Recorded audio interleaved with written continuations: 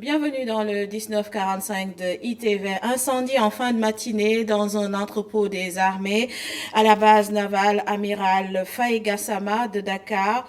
L'étendue des dégâts est en cours d'évaluation selon un communiqué de la DIRPA.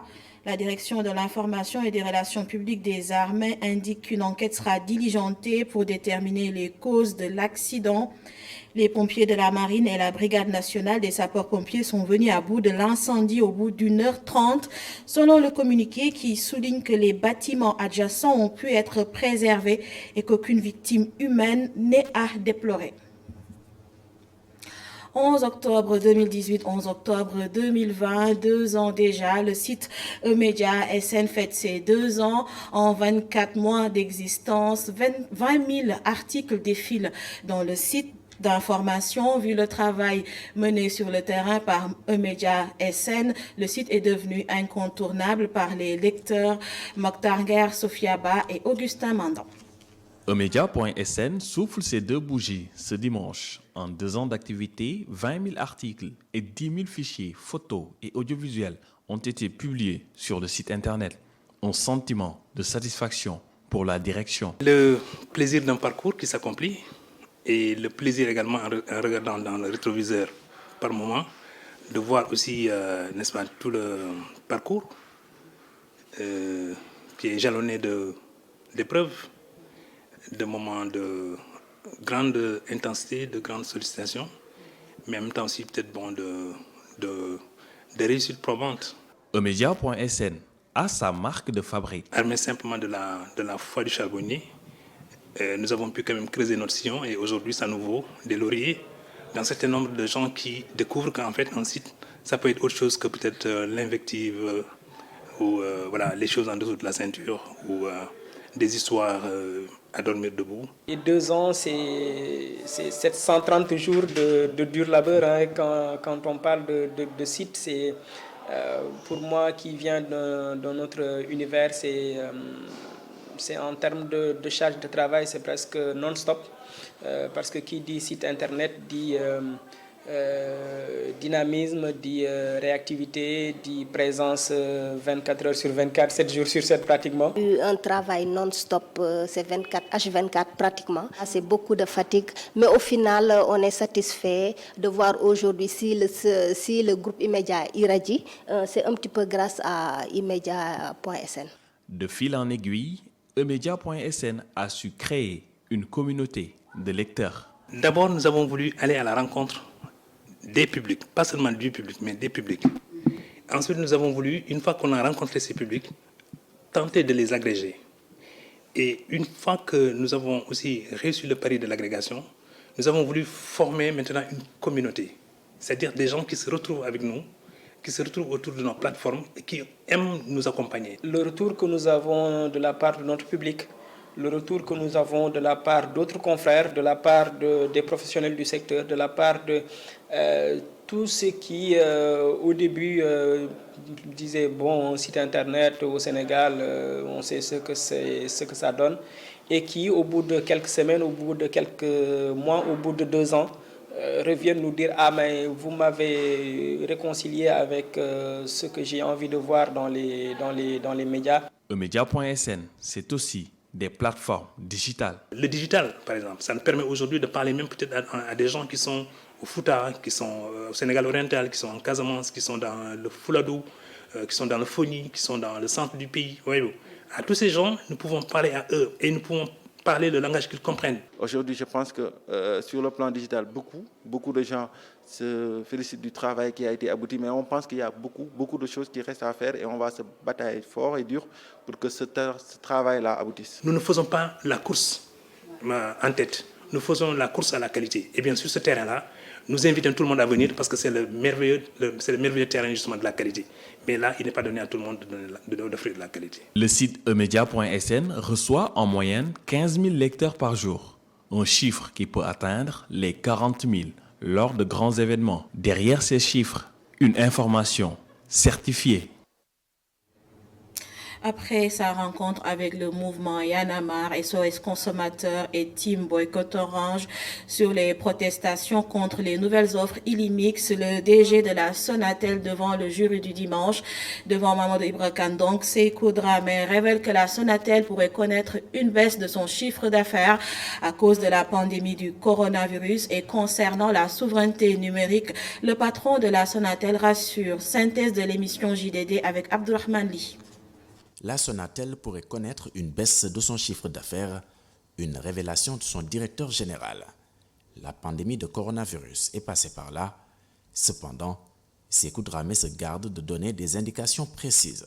Sonatel, comme toutes les entreprises, a été affectée par la Covid. Cette crise a été tellement globale, tellement marquée, qu'aucun secteur ne peut dire qu'il n'en a pas été affecté. Le secteur des télécommunications, bien sûr, a eu un impact bien moindre que ce que d'autres secteurs ont pu connaître. Mais aujourd'hui, on ne peut pas avoir les opérateurs au Sénégal sourire quand tous leurs clients sont affectés par ce contexte. Nous publierons les résultats. Étant une société cotée, nous avons un certain formalisme sur la publication des résultats. Contrairement à certaines craintes et même dénonciations, cette entreprise qui capitalise 35 ans d'expérience n'a rien perdu de sa souveraineté numérique, précise son directeur général. Ce qui a été fait dans le cadre de l'ouverture du capital de Sonatel, ce qui a été fait aussi au niveau du cadre législatif et réglementaire, fait que la souveraineté numérique n'a jamais été perdue par le Sénégal. Nos données n'ont jamais été à l'étranger pour le Sénégal. En ce qui concerne les données, nos données n'ont jamais été en dehors des pays, parce que la législation qui s'impose aux opérateurs de télécommunications est plus contraignante. Elle ne date pas seulement de la nouvelle législation sur les données personnelles. Après les précisions, les projections devant le jury du dimanche. La 5G arrive. Sékou Dramé indique qu'elle pourrait être en service au Sénégal d'ici 2 voire 3 ans. Le ministre de l'Urbanisme balaie les accusations de Guy Marius Sagna. Ce dernier l'accuse d'être à l'origine du déguerpissement des 79 familles de Terme Sud et de vouloir détruire des quartiers à Dakar pour construire des logements privés. Faux, répond Abdou Karim Fofana, qui parle, je cite, de mensonges. Guy Marius Sagna combattent les médias, font de l'émotion leur fond de commerce politique. Ils inventent des mensonges cousus de fil blanc pour haranguer des foules et servir leur cause politique. Ils n'ont pas de sujet qui peuvent mobiliser les Sénégalais et à la moindre occasion, ils ne manquent pas de monter au créneau. Il y a quelques mois de cela, c'était la Corniche, le littoral, après les inondations, aujourd'hui c'est Terme Sud. Ce qu'il faut se poser comme question, c'est est-ce que ceux qui ont été déguerpis de Terme Sud sont en règle ou pas? Est-ce qu'ils sont dans leurs droits? Ce n'est pas le cas. Parce que si c'est le cas, chaque agent de l'État qui occupe un logement administratif avec sa famille peut en réclamer la propriété en partant à la retraite. C'est simple. Pourquoi les militaires retraités de Terme Sud et pourquoi pas les agents pénitentiaires? Ce projet qui est au niveau de Terme Sud, il est clair. L'assiette foncière est affectée à l'armée. L'armée va faire des logements pour militaires. Le programme Zéro Bidonville a réalisé des choses aujourd'hui dont Barthélémy Diaz et Guy Marius Sagna auraient dû être fiers. Allez à Liberté 6 baraques, vous verrez. Tous ceux qui habitaient dans des baraques, le programme Zéro Bidonville a construit des immeubles et les a logés. On a pris des gens qui étaient dans des baraques, on les a mis dans des immeubles et des appartements avec des clés, avec leur famille. Donc, c'est pas l'occasion aujourd'hui de créer tous ces mensonges pour pouvoir briller. Il faut que nous, on gère un État. On ne gère pas, on est dans l'équité, mais on n'est pas dans une situation où on veut gérer par l'anarchie. Imaginez un peu, tous les agents de l'État du Sénégal, s'ils vont à la retraite, ils peuvent réclamer le logement administratif qui leur était affecté pour continuer à vivre avec ce logement-là. Ce n'est pas jouable. Chaque année, il y a de nouveaux agents de l'État, des militaires qui arrivent en service, en activité, et ne peuvent pas être logés. Pourquoi? Parce qu'il y a des gens qui sont allés à la retraite et ne veulent pas partir. C'est tout. Il n'y a donc pas de mensonge à créer sur ce sujet. La polémique Ousmane Sonko, Mansour Faye et Cheikh Issa Sall continue d'alimenter les débats. Cette fois, c'est Ndeye Fatou Diop Blondin, membre de Aar le Nouveau, qui donne son avis. Pour elle, c'est un débat qui n'a pas sa place dans l'espace politique car les urgences sont ailleurs, autre que dans des histoires d'audio et d'audience. Par ailleurs, Ndeye Fatou Diop Blondin estime aussi que le magistrat Cheikh Issa Sall doit être poursuivi pour avoir diffusé l'audio. Il est interrogé par Youssouf Conté. ça, c'est pas intéressant. Moi, je préfère 1000 fois parler des gens de Matam qui n'ont pas, voilà, des phosphates qui n'ont pas reçu leur salaire, des gens de Sigelec qui aussi sont dans l'impasse, du contrat Aquilé qui n'est pas terminé. Voilà, des gens de Terme Sud qu'on a humiliés pour prendre leurs terres. Alors, il n'y a même pas un mois, les militaires ont donné des terres à des dignitaires, se sont partagés l'aéroport. Pourquoi ils n'ont pas donné des terres aux familles des anciens militaires s'ils ne peuvent plus être là? Donc, je préfère parler de ces choses-là. Ce qui nous amuse, des audios où on insulte des autorités publiques, comme ça s'est passé il y a quelques mois. Des députés qui insultent et qui donnent leur audio sur la place publique, des responsables politiques, magistrats de surcroît, qui enregistrent des gens pour le mettre. Moi, je préfère parler de propriété, intellectuelle, de données. Où est la CDP? La CDP vous prend si vous étiez opposant pour moins que ça. Hein? Eh bien, un magistrat vérificateur sorti de l'ENA sort un audio public. Le contenu, c'est des histoires politiques, c'est de la petite monnaie. Mais qu'est-ce qu'on fait? Ah non, mais moi c'est l'acte. Qu'est-ce que prévoit la loi quand quelqu'un diffuse un audio privé d'une autre personne sur la place publique? C'est le deux poids, deux mesures. Et l'ancien député Cheikh Oumar Sy, neveu du Khalif Thierno Madani Tall, condamne fermement les propos du député Aliou Doumboury Sow. Il demande à l'Assemblée nationale de se désolidariser de ces propos xénophobes et gravissimes qui portent atteinte à notre cohésion sociale. Il n'y a pas de place pour l'incitation à la haine sociale. Toute la communauté Halpulaar condamne ces propos, en premier le Khalif Thierno Madani Tall, serviteur de la communauté oumarienne qui a toujours prôné la paix et l'entente sociale avec toutes les couches ethniques du Sénégal. Il est joint au téléphone par Cheikh Diop. Vous savez, la sortie de M. Aliou Doumboury Sow, qui est aussi député à l'Assemblée nationale, sont des propos assez graves. Parce que exhorter les populations à sortir si le président Macky Sall demande à renouveler un troisième mandat, qui à mon avis n'a plus sa raison d'être, parce qu'il devait faire 2 mandats, et que ces populations-là puissent utiliser des machettes ou des coupes-coupes pour aller contre, pour agresser ces personnes qui vont aller contre le mandat du président Macky Sall au cas où il se présente, sont extrêmement dangereux. Non seulement ça ne reflète pas notre position en tant que nous, Halpulaar de la communauté oumarienne, parce que nous sommes pour la paix et l'entente sociale, mais c'est extrêmement dangereux même pour un député qui représente le peuple sénégalais de sortir de ces propos-là. C'est pourquoi j'exhorte l'Assemblée nationale et ses collègues de se désolidariser de ces propos graves. Et je demande aussi à ce que le député lui-même sorte pour qu'il demande ses excuses, qu'il fasse des excuses au peuple sénégalais et aux Sénégalais tout entier, parce qu'il est en train aujourd'hui de se saper les fondamentaux de notre pays. Coronavirus à présent, 24 nouvelles contaminations sur un total de 1091 tests effectués. Aucun décès enregistré, 99 patients sont déclarés guéris et 6 cas graves admis en service de réanimation. Perspective des locales, le mouvement Yokanel Yarouyeso sera lancé officiellement le 27 octobre, même si aucune date n'est encore retenue pour les élections locales. L'organisation se tient prête, objectif à impulser une nouvelle dynamique dans la gestion de leur mairie. Adam Mandim est au micro de Moustapha Gabardio. Ce que nous aspirons, c'est d'avoir des conseillers municipaux qui seront capables de défendre l'intérêt de leur quartier. Aujourd'hui, on ne va pas dire le maire.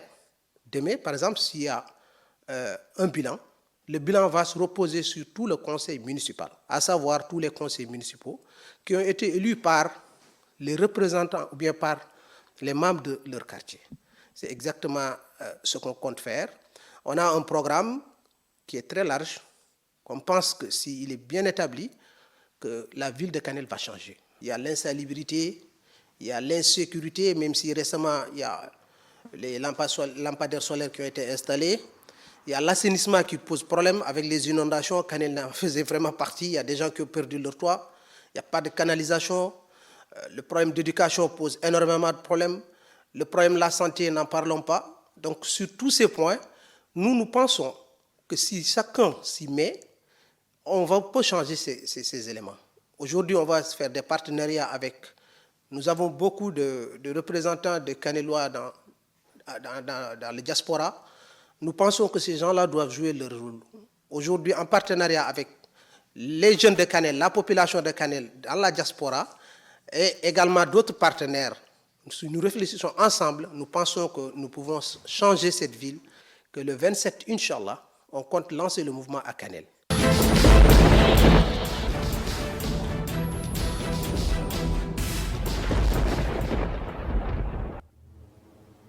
L'énergie houlomotrice ou l'énergie des vagues est une forme de production d'électricité utilisant les vagues se succédant à la surface de la mer. Elles offrent une source d'énergie renouvelable et durable. Cette semaine, dans Éclair, Moustapha Gabar-Diop nous explique les différentes solutions développées pour l'intégrer à la transition énergétique. En frappant la surface de l'océan, le vent propage une onde mécanique et crée ainsi des vagues. Il existe principalement 4 technologies pour récupérer cette énergie. Premièrement, les corps flottants. Des structures flottantes articulées et perpendiculaires aux vagues, formées de tuyaux en acier ou de pontons reliés par des joints contenant des pompes hydrauliques. Le mouvement des vagues force le liquide hydraulique qui actionne une turbine. Deuxièmement, les colonnes d'eau oscillantes. La surface de l'eau de mer agit comme un piston pour pousser l'air dans un tuyau. Cet air actionne à son tour une turbine qui peut travailler dans les deux sens. Ce type de dispositif peut être installé en mer ou sur le littoral. Troisièmement, les systèmes à déferlement. La vague déferlant sur un plan incliné est recueillie sur un bassin en hauteur dans lequel l'eau actionne une turbine puis retourne à la mer. Et quatrièmement, les parois oscillantes immergées dont il existe plusieurs variantes. Ils peuvent soit osciller, soit actionner une sorte de pompe à piston à vérin hydraulique. Chaque année, les vagues viennent dissiper sur la façade atlantique l'équivalent de la consommation électrique en France, ce qui confère à cette énergie un fort potentiel de développement. Environ 10% de la demande annuelle mondiale en électricité pourrait être couverte par la production houlomotrice. À ce jour, aucun projet permettant la production d'énergie électrique à long terme à l'échelle commerciale n'a encore été finalisé. C'est l'une des technologies les plus difficiles à maîtriser en raison de l'environnement marin, souvent hostile, qui impose au système de résister à des conditions extrêmes, raccourcissant la durée de vie des composants. Les technologies à placer dans les océans sont lourdes et grandes, et tout cela pour peu de puissance. Elles nécessitent donc beaucoup d'investissement. Actuellement, ces technologies sont encore en cours de développement.